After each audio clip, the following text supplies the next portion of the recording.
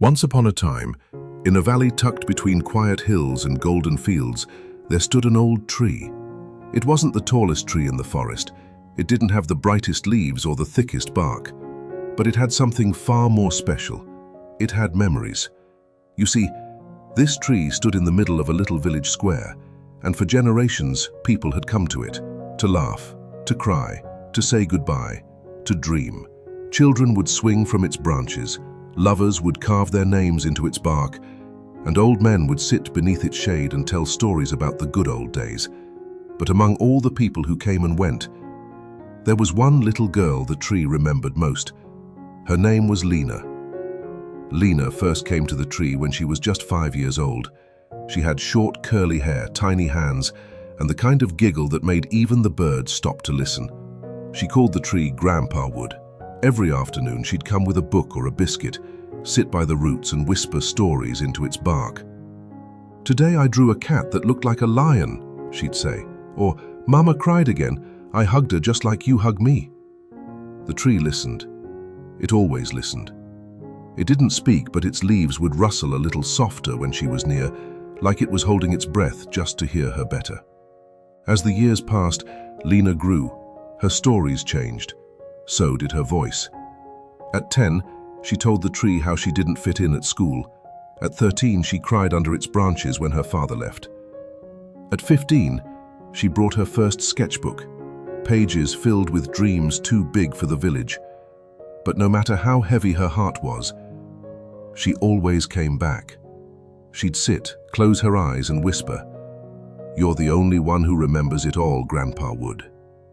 And she was right. The tree remembered her every word. It remembered her laugh and her tears. It remembered the warmth of her small hand on its trunk. It remembered the way she once danced barefoot in the rain beneath its leaves. Then, one year, she didn't come. Winter passed, then spring, then summer. The tree waited and waited. Its branches sagged a little more, its bark cracked a little deeper. Still, no Leena. One autumn morning, the tree felt a familiar softness. A hand, slightly bigger now, pressed gently against its trunk. It was her, Leena, but different. She looked older, tired. Her eyes held a weight the tree had never seen before. She didn't speak right away.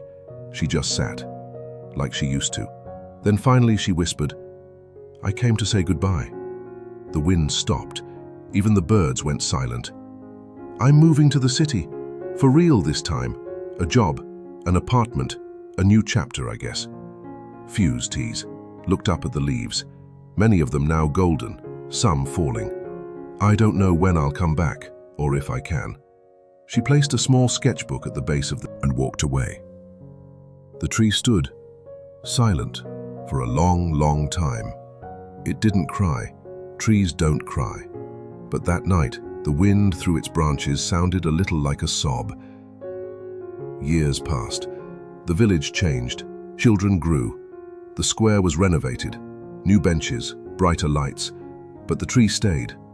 And though no one noticed, whenever someone sat beneath it, especially the lonely or the lost, the wind would shift slightly, almost like the tree was leaning in to listen, to remember them who. And then, one spring morning, a little girl came running across the square. She had curly hair, tiny hands, a giggle that made even the birds pause. She sat by the roots of the tree and opened a picture book. The first page was a drawing of a tree, old, wide, warm. "This," she said proudly to her mother, "is Grandpa Wood." Her mother smiled.